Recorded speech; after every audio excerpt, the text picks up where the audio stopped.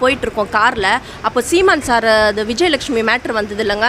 அப்போது இந்த ஸ்பீக்கர் போட்டுட்டு பேசிகிட்டு இருக்காங்க. ஒரு டார்கெட் அவன் போடுறான். என்னென்னா இந்த விஜயலட்சுமி மேட்ரை வந்து எவ்வளோ வந்து கமெண்ட்டு, அந்த மீம்ஸு, இந்த மாதிரிலாம் ட்ரோல் பண்ணுற விஷயங்கள் எல்லாம் வந்து அவன் ஸ்கெட்ச் போடுறான்.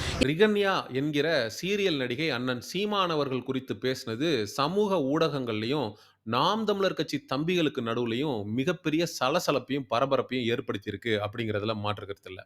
அவங்க என்ன பேசினாங்க அப்படின்னா, கிட்டத்தட்ட 80 லட்சம் ரூபாய் பேரம் பேசப்பட்டது, மைனர் பெண்ணை அனுப்பி அண்ணன் சீமான் அவர்களுடைய பெயரை கெடுப்பதற்கு சதி வலை பின்னப்பட்டது. 3 பேர் வந்து கான்ஃபரன்ஸ் காலில் பேசினாங்க. அந்த 3 பேரில் ஒருவர் என்னோடு வாழ்ந்த ஒரு நபர். அவருக்கு எதிராக தான் நான் புகார் அளிக்க வந்திருக்கேன். நாங்க 2 பேரும் கார்ல போனப்ப சீமான் அவர்களுக்கு எதிராக இந்த 3 பேரும் கான்ஃபரன்ஸ் கால்ல சதி திட்டம் தீட்டினானுங்க அப்படிங்கிறத பகிரங்கமாக பத்திரிகையாளர்களுக்கு முன்னால இந்த பெண் வைத்திருக்கிறார்.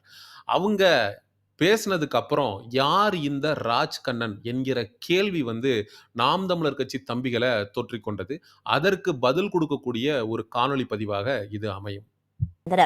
இதையடுத்து ராஜ்கண்ணன் தனது வழக்கறிஞர்களுடன் பூந்தமல்லி காவல் நிலையத்தில் ஆஜரான நிலையில் தன்னிடமிருந்த ஆவணங்கள், அவரிடம் செல்போனில் பேசிய உரையாடல் ஆகியவற்றை காவல்துறையினரிடம் அளித்துள்ளார்.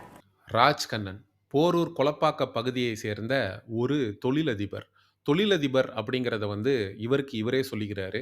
ஆனால் இவரை பற்றி இவர் கூட வாழ்ந்த இவருடைய முன்னாள் மனைவி என்ன சொல்கிறாங்க அப்படின்னா, இவர் ஒரு புரோக்கர், இவர் வந்து பெண்களை வைத்து பாலியல் தொழில் செய்யக்கூடிய ஒரு நபர். இவரோடு நான் வாழ்ந்த காலகட்டத்தில் இவரோடு சேர்ந்து நான் வெளியிலே பயணிக்கும்போது, குறிப்பாக ரெட்ரோ பார்கள் போன்ற இடங்களுக்கு நாங்கள் செல்லும்போது, இவர் சம்பந்தப்பட்டவர்கள் என்னிடம் கூறினது என்ன அப்படின்னா, இவர் வந்து பெண்களை 2 விஷயத்துக்கு தான் பயன்படுத்துவார். ஒன்று, பெண்களை வந்து பாலியல் தொழிலுக்குள்ளே தள்ளி அது மூலமாக காசு பார்ப்பாரு. அப்படி இல்லைன்னா அந்த பெண்கள் கிட்ட இருக்கக்கூடிய காசை ஆட்டையை போட்டுருவார். இந்த 2 விஷயத்தை தான் இவர் பெண்கள்கிட்ட பண்ணுவார். நீ ரொம்ப எச்சரிக்கையாக இருமா அப்படின்னு இந்த ரிகன்யா கிட்ட அங்கே இருந்த நபர்கள்லாம் சொன்னதாக நான் சொல்லலை, ரிகன்யாவே சொல்கிறாங்க. சரி, இவர் உண்மையிலே அப்படிப்பட்ட ஆள் தானா? நான் ஆளு வந்து நல்ல ஜைஜாண்டிக்காக, நல்ல பெருசாக ஒரு மாதிரியாக தானே இருக்கார், பார்த்தாலே பயமாக இருக்கிற மாதிரி தானே ஒரு அப்பியரன்ஸ் இருக்குது, இவர் எப்படிப்பட்ட நபர் அப்படின்னு சொல்லி நம்ம உற்று நோக்கி சமூக ஊடகங்களில் தேடும் போது உண்மையிலேயே இவங்க 2 பேருக்கும் நடுவில் நடந்த பிரச்சனையில் இந்த மனுஷன்தான் போய் முதல்ல கம்ப்ளைண்ட் கொடுத்துருக்காரு, வழக்கு பதிவு பண்ணியிருக்காரு. தொழிலதிபரான ராஜ்கண்ணன் நடிகை ரிஹானா பேகம் தன்னிடம் திருமண மோசடி செய்து 20 லட்சம் ரூபாய் வரை பணம், நகைகளை பெற்று ஏமாற்றியதாக பூந்தமல்லி காவல் நிலையத்தில் புகார் அளித்தார். இந்த மாதிரி வந்து ரிகன்யாங்கிறவங்க என்கிட்ட 20 லட்சத்தை ஆட்டையை போட்டாங்க, நகை பணம் அப்படின்னு சொல்லி என்கிட்ட 20 லட்சம் ரூபாய் வரைக்கும் ஏமாத்திருக்காங்க அப்படின்னு காவல் நிலையத்தில் புகார் அளிச்சிருக்காரு. அப்படி புகார் அளிக்கப்பட்ட பொழுது காவல் நிலையத்திலிருந்து 2 பேருக்குமே சம்மன் அளிக்கப்படுது. இவருக்கும் அளிக்கப்படுது, அந்த ரிகன்யாங்கிற நபருக்கும் அளிக்கப்படுது. அப்படி அளிக்கப்படும் போது இவர் ஆஜராயிடுறார், வக்கீலோட இவர் போயிடுறாரு. அந்த ரிகன்யாங்கிறவங்க வராமல் போயிடுறாங்க. இவர் வந்து தன்னிடம் இருக்கக்கூடிய ஆதாரங்கள் எல்லாத்தையும் காவல்துறையில் சமர்ப்பிக்கிறாரு. அதுக்கப்புறம் வந்து மீடியாவையும் மீட் பண்ணுறாரு. மீடியாவை மீட் பண்ணி என்ன சொல்கிறாருன்னா, இந்த மாதிரி ஒரு நான் ஃப்ரெண்டாக பழகிட்டு இருந்தோம், அப்படியே இதாகிடுச்சு, கல்யாணம் பண்ணிக்கலாமான்னு கேட்டாங்க. நான் அப்படியே தாலி கட்டி கல்யாணம் பண்ணிக்கிட்டேன். அதுக்கு ஒரு 2-3 நாள்லேயே நிறைய என்கிட்ட டிமாண்ட் வைக்க ஆரம்பித்தாங்க. பண ரீதியாக வந்து என்னை நிறைய தொந்தரவு பண்ண ஆரம்பித்தாங்க. அதை புரிஞ்சுக்கிட்ட நான் வந்து அவங்கள விட்டு விலகிட்டேன். அதுக்கப்புறம் டோட்டலாக அவங்கள விட்டு நான் விலகி வர்றதுக்கு எனக்கு 6 மாதம் டைம் ஆச்சு. கவுன்சிலிங்க்கெலாம் போய் என்னை வந்து நான் வந்து ரொம்ப பாதிக்கப்பட்டேன். மன ரீதியாக மிகப்பெரிய பாதிப்புக்குள்ளானேன். கவுன்சிலிங்க்கெலாம் போய் நான் வெளியில் வர்றதுக்கு படாத பாடுபட்டேன் அப்படிங்கிறத பதிவு செய்கிறாரு. எனக்கு புரிஞ்சுட்டு நான் வெளில வரதுக்கு எனக்கு கிட்டத்தட்ட ஒரு 6-7 மாதம் ஆச்சு. நான் எவ்வளோ கவுன்சிலிங் போனேன், நான் எவ்வளோ அதனால் அவஸ்தைப்பட்டேன்றது எல்லாருக்கும் நண்பர்களுக்கு தெரியும். நான் இதுலேருந்து வெளில வந்தேன், பாதிக்கப்பட்டேன், கொடுமைப்படுத்தப்பட்டேன், சித்திரவதை செய்யப்பட்டேன் அப்படின்லாம் பேசுகிறாங்களே இந்த ரிகன்யா. இவங்களுக்கு வந்து இது முதலாம் திருமணமா? ஏன்னா பார்த்து ஆசைப்பட்டு பண்ண திருமணம் இந்த மாதிரி போயிடுச்சே அப்படின்னு சொல்லி இவ்வளோ வருத்தப்படுறாங்களா அப்படின்னு போய் தேடி பார்க்கும்போது தான் தெரியுது, இது அவங்களுக்கு முதலாவது திருமணமே இல்லை, 2வது தான் அப்படின்னு நான் சொல்லலை. அந்த ராஜ்கண்ணன் அவர்கள் வந்து பேட்டி கொடுத்து வச்சிருக்காரு. நான் வந்து 2வதுங்க. அதாவது கோயம்புத்தூரில் இருக்கிறவர் தான் ஃபஸ்ட்டு. கோயம்புத்தூரில் ஒரு உண்மையான தொழிலதிபரை அவங்க இதுக்கு முன்னாடி கல்யாணங்கிற பேரில் ஏமாற்றிருந்தாங்க. அந்த தொழிலதிபர் வந்து இவங்களுக்கு சிவப்பு கலரில் கார்லாம் வாங்கி கொடுத்தாரு. அந்த காருக்கு பட்டி டிங்கரிங்லாம் பண்ணி பெயிண்ட் அடிச்சு நான் வச்சுருக்கேன். அவர் தான் அந்த சிவப்பு கலர் கார் கூட வாங்கி கொடுத்துருக்காரு. நீங்கள் வேணால் செக் பண்ணி பாருங்க அவர் வாங்கி கொடுத்தாரா இல்லையான்னு. அந்த கார் ரெடி பண்ணி அதுக்கு நான் பேட்டரி பெயிண்ட் எல்லாம் பண்ணி கொடுத்தா நான் தான் பண்ணி. எனக்கு அதுவும் சிவப்பு கலர் காராம். அந்த எனக்கு இந்த சிவப்பு கலர் காருன்னோனே என் மைண்ட் போறது அந்த கார வச்சிருந்த சொப்பன சுந்தரிய இப்ப யாரு வச்சிருக்காங்கிறது தான். என்னங்கடா கதை இது? அந்த தொழிலதிபருக்கு இவங்க 2வது பொண்டாட்டியா போனாங்களாம். இவங்களுக்கு இவர் வந்து அடுத்து தாலி கட்டி இவர் வந்து புருஷனா இருக்காரு. யாருக்கு யாரு எத்தனாவது அப்படின்னே புரியல. உங்களுக்கு புரிஞ்சா அந்த வீடியோவுடைய முடிவுல கமெண்ட் செக்ஷன்ல சொல்லுங்க. சரி ரைட். இவங்களுடைய குடும்ப பிரச்சனை, இவங்களுக்குள்ள ஏதோ சண்டை, சச்சரவு இதெல்லாம் போய் தொலையுது. ஏதோ பண்ணி தொலைஞ்சுட்டு போங்கடா அப்படின்னு நம்ம விட்டுறலாம். ஆனா முக்கியமான குற்றச்சாட்டு என்ன அப்படின்னா, சீமான் அண்ணன் அவர்கள வந்து கவிழ்க்கிறதுக்கு கிட்டத்தட்ட 80,00,000 வரைக்கும் பேரம் பேசப்பட்டிருக்கு. 80,00,000ங்கிறது டேய்! நாங்க திரள் நிதி வாங்கி கட்சி நடத்துறோம்டா. கஷ்டப்பட்டு 500, 1000 அப்படின்னு சொல்லி நாங்க கட்சி நடத்துறோம்.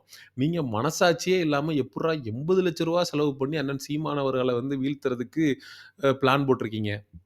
இந்த ராஜ்கண்ணன், இந்த ராஜ்கண்ணனோட 2 பேரு கான்ஃபரன்ஸ்ல பேசியிருக்கானுங்க. அவனுங்க என்ன சொல்லியிருக்கிறானுங்க, டீலிங் எப்படி போயிருக்கு அப்படின்னா, சீமான வந்து டார்கெட் பண்ணி அவர வந்து டோட்டலா காலி பண்ணணும். அவருக்கு இருக்கக்கூடிய பேர கெடுக்கணும். ஏன்னா, அந்த திராவிடத்துக்கு வந்து விஜயலட்சுமிய வச்சு கடைசி நம்பிக்கை. விஜயலட்சுமி வந்து திராவிடத்தினுடைய கடைசி நம்பிக்கைய வச்சு ஒண்ணும் பண்ண முடியல. சீமான எதுவும் அசைச்சு பார்க்க முடியல. அப்ப நம்ம ஒரு மைனர் பொண்ண அனுப்பி, சீமான் வந்து ஒரு அக்சஸிபிள் லீடர். எல்லாரும் மாரி இந்த விஜய் மாரி ஒய்பிரிவு பாதுகாப்பு கொண்ட ஒரு தலைவர்லாம் கிடையாது. அவர யார் வேணாலும் எளிமையா சந்திச்சு செல்ஃபி எடுக்கலாம், போலாம், கிட்ட வரலாம், தொடலாம், கை குடுக்கலாம், அதெல்லாம் பண்ணலாம். அப்போ ஒரு மைனர் பொண்ண அனுப்பி கிட்ட சீமான் கிட்ட போறப்ப, சீமான் ஏதோ தப்பா நடந்துக்கிட்ட மாதிரி ஒரு நியூஸ புரொபகேண்டா பண்ணி, சீமான் அவர்களுக்கு களங்கம் விளைவிக்கணும் அப்படிங்கிற ஒரு முயற்சிய இவனுங்க பண்ணதாக, இவங்க தெரிவித்திருக்கக்கூடிய தகவல் தான் நமக்கு இடியா வந்து இறங்குது. ராஜ்கண்ணன் என்கிற நபர் வந்து அண்ணன் சீமான் அவர்களுக்கு எதிராக செயல்பட ஆரம்பிச்சது வந்து நவம்பர் மாசமே ஆரம்பிச்சுட்டாரு. அதாவது விஜயலட்சுமி அவர்கள் வந்து கர்நாடகால இருந்து சென்னை வந்து வீரலட்சுமியோடு கைகோர்த்து, அண்ணன் சீமான் அவர்களுக்கு எதிராக புகார் அளித்து அது மிகப்பெரிய பரபரப்பாகி அண்ணன் சீமான் அவர்கள் வந்து காவல் நிலையத்துக்கு விசாரணைக்கெல்லாம் சென்றாரு. அப்போ வந்து அண்ணன் சீமான் அவர்களுக்கு எதிராக நெறைய கருத்துக்கள் வந்து பகிரப்பட்டுச்சு. குறிப்பாக இந்த திராவிட கொத்தடிமைகள் எல்லாம் அண்ணன் சீமான் அண்ணனுக்கு எதிராக எழுதி வந்தானுங்க. அத வந்து ஒரு மிகப்பெரிய அளவுல புரொபகேண்டா பண்ணி, மீம்ஸ் போட்டு, கேவலமா எடிட் பண்ணி வீடியோஸ் போட்டு, இது மாரி அண்ணன் சீமானுக்கு எதிராக பயங்கரமா செயல்பட்டுருக்கானுங்க. அது ஒரு ப்ராஜெக்ட்டா எடுத்து பண்ணியிருக்கானுங்க. அதுக்கு அடுத்த ப்ராஜெக்ட் தான் விஜயலட்சுமிய வச்சு எதுவும் ஒர்க் அவுட் ஆகல. ஒண்ணும் சீமான அசைக்க முடியல. அப்படின்றப்ப நேரா ஒரு மைனர் பொண்ண கையில எடுக்குறாய்ங்க. இந்த மைனர் பொண்ணு ப்ராஜெக்ட்ட கரெக்ட்டா நீ முடிச்சு குடுத்துட்டேன்னா, உனக்கு ரூ. 80,00,000 அப்படின்னு சொல்லி பேரம் பேசப்பட்டிருக்கு. அந்த ரூ. 80,00,000ல 60,00,000 ஓவாய தலைவன் வந்து ரிகன்யாக்கு குடுக்குறேன் அப்படின்னு சொல்ல, ரிகன்யாக்கு வந்து ரைட்டு இவன் ரூ. 60,00,000 நமக்கு குடுக்க போறான் சீமான் மேட்டர்ல அப்படின்னு அவங்களும் நம்பிட்டு இருந்திருக்கிறாங்க. ஒரு கட்டத்துக்கு மேல 2 பேருக்கு நடுவுல கருத்து முரண்பாடு வந்து பிரிஞ்சுட்டாங்க. பிரிஞ்சதுக்கு அப்புறம் டேய் மவனே பார்றா உன்னை சீமான் தம்பிகள்ட்ட மாட்டி விட்டு உன்னை என்ன பண்றேன் பார்றா அப்படின்னு சொல்லி இன்னைக்கு வந்து மீடியாவுக்கு முன்னாடி போட்டு உடைச்சு எனக்கு 60,00,000 பிளாட் வாங்கி தரேன்னா அதுவும் சீமான வந்து ஒரு மைனர் பொண்ணை வச்சு கவுத்து சீமானுக்கு வந்து கெட்ட பேரை வாங்கி கொடுத்து ஒரு ப்ராஜெக்டை பண்ணி முடிச்சு அந்த ப்ராஜெக்ட்ல வர்ற காசுல எனக்கு ஃபிளாட் வாங்கி தரேன்னு சொல்லியிருக்கான் அப்படின்ற உண்மையை இன்னைக்கு உளறிட்டாங்க. இன்னைக்கு சீமான் தம்பிகள்லாம் இந்த ராஜ்கண்ணனை சமூக ஊடகங்கள்ல போட்டு பொலன்னு பொளந்துகிட்டு இருக்காங்க. ராஜ்கண்ணா, உனக்கு ஆள் வளர்ந்த அளவுக்கு அறிவு வளரல. உன்ன மாதிரி எத்தனையோ தற்குறிகள கடந்து தான் இன்னைக்கு அண்ணன் சீமானவர்கள் தமிழகத்துல தவிர்க்கவே முடியாத ஒரு அரசியல் கட்சி தலைவரா வளர்ந்து நிக்கிறாரு. அடுத்த தடவ யோசிக்கும்போது கொஞ்சம் பெட்டரா யோசிங்கடா. என்னடா மைனர் பொண்ண விட்டு அதுக்கப்புறம் விஜயலட்சுமிய வச்சு மைனர் பொண்ண விட்டு என்னடா காமெடி பண்ணிக்கிட்டு இருக்கீங்க? அ கொஞ்சமாவது அரசியல் ரீதியா, கருத்தியல் ரீதியா நாம் தமிழர் கட்சிகிட்டயும், நாம் தமிழர் தம்பிகள் கிட்டயும் அண்ணன் சீமானவர்கள்ட்டயும் மோதுறதுக்கு உங்ககிட்ட ஏதாவது இருக்கான்னு பாருங்கடா. அத விட்டுட்டு பழைய ஃபார்முலா இந்த திராவிட ஃபார்முலாங்கிறது காமராஜர் அவர்களையும் பொம்பளைகள வச்சு தான் கம்பேர் பண்ணி பேசினானுங்க. பசும்பொன் ஐயா முத்துராமலிங்க தேவர் அவர்களையும் பொம்பளைங்கள வச்சு தான் ஒரு ஃபார்முலாவ வந்து கிரியேட் பண்ணி பேசினானுங்க. இப்ப கடைசியில அண்ணன் சீமானவர்களுக்கும் அதே ஃபார்முலாவ தூக்கிட்டு வந்து நிக்கிறானுங்க. கொஞ்சமாவது அறிவுடன் செயல்பட்டு கருத்தியல் ரீதியாக அண்ணன் சீமானவர்கள வீழ்த்துறதுக்கு ஏதாவது இருக்கா? அப்படிங்கிறத பாருங்க. செங்குருதி சேயோனே வங்கோடிய வேலோனே செவ்வளரி தோளோனே எங்குடிய காப்போனே